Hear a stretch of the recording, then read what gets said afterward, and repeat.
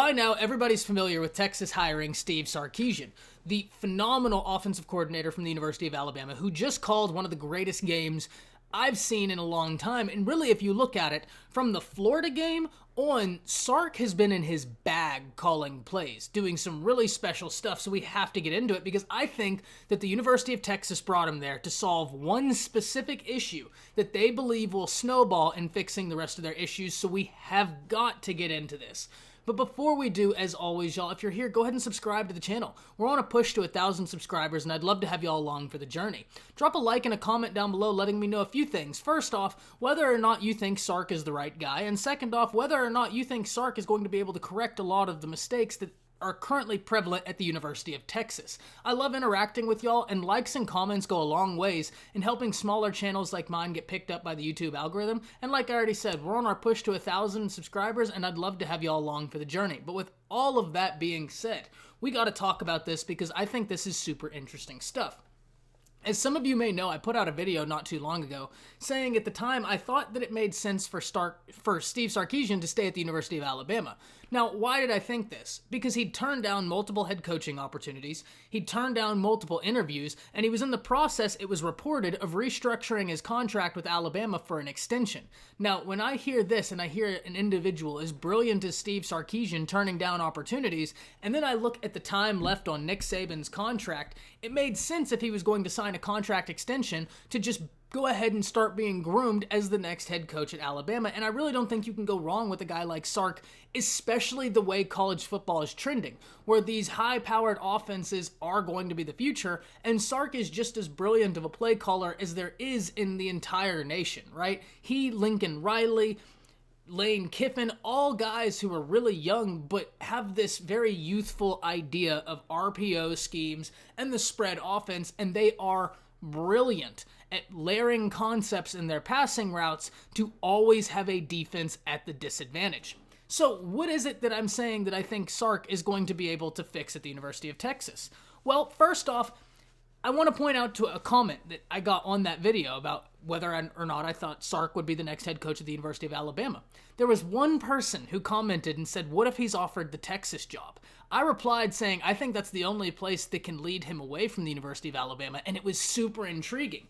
Why did I think it was so intriguing, and what's the problem I think he'll fix are actually the exact same thing. You know, this problem Texas has had is not relegated to Tom Herman. It's not relegated to Charlie Strong.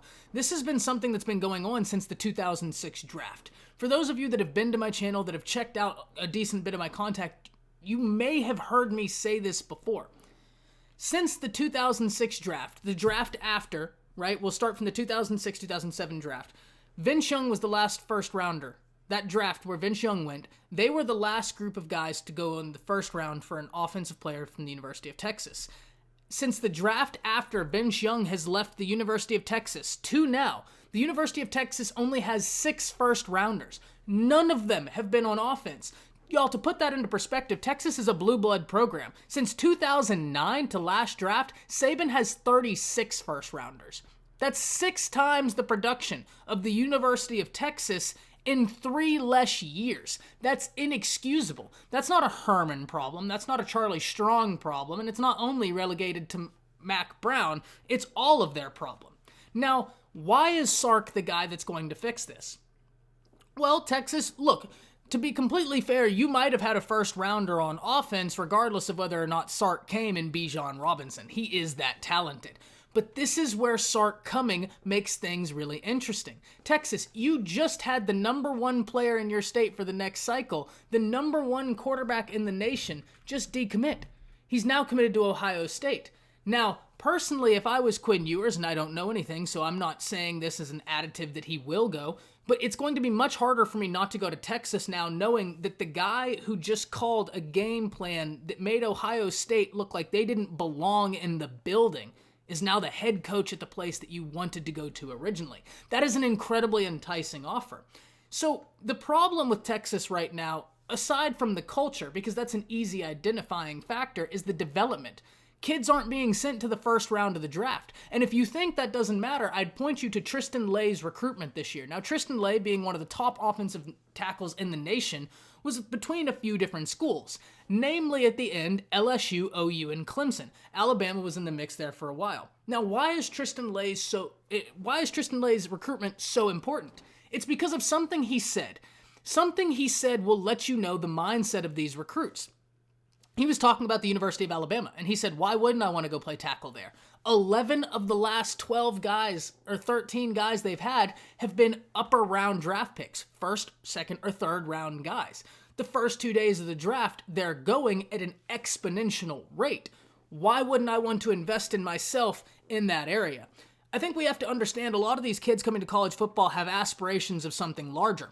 The game is becoming more and more offensive. So when you know that, University of Texas, and still you have a system that is incapable of developing kids and sending them to the first round of the NFL draft, that is a problem. That is a problem that one Steve Sarkisian looks to be able to fix. Sarkisian, being the brilliant offensive mind he is, will be able to put a plan in place to be able to get the most out of the players he has on that roster. Now, I'm not saying Texas is going to be world beaters. I'm not saying Texas is in playoff contention next year. I don't think they are. They're too far behind Oklahoma. They're really too far behind the blue blood programs that are currently running college football in Clemson, Alabama, and Ohio State.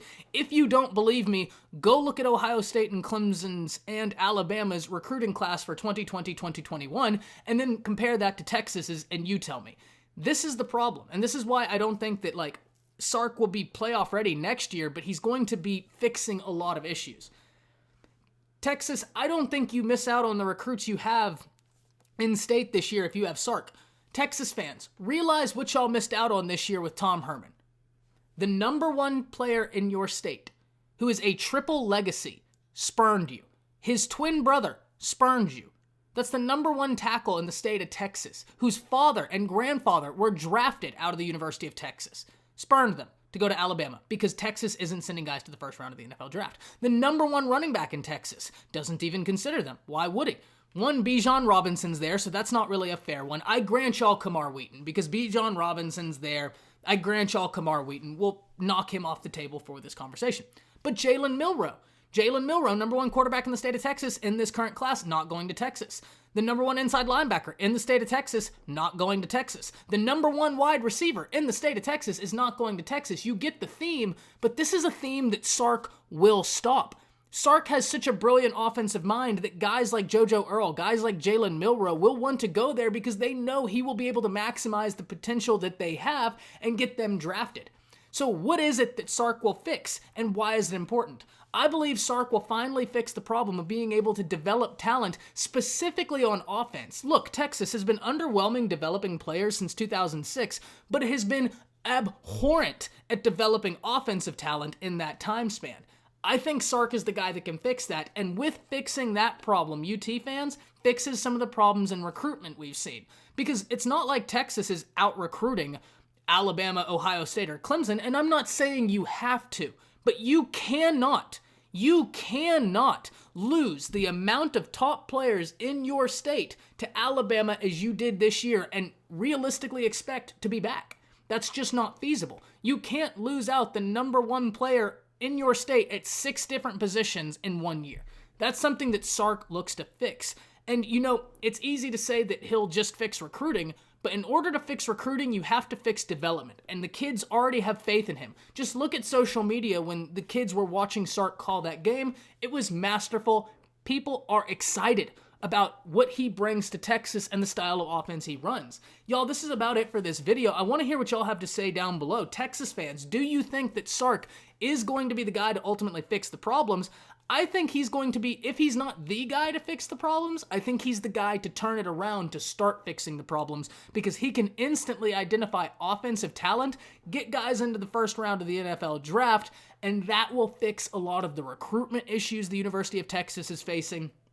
It will fix a lot of issues once you show that you're able to develop players, because with that comes a winning culture. With development comes a winning culture. So look, I'm incredibly interested to see what y'all have to say. So let me know down in the comments. Let me know what you think, if Sark is going to fix it. But that's it for this video. See ya.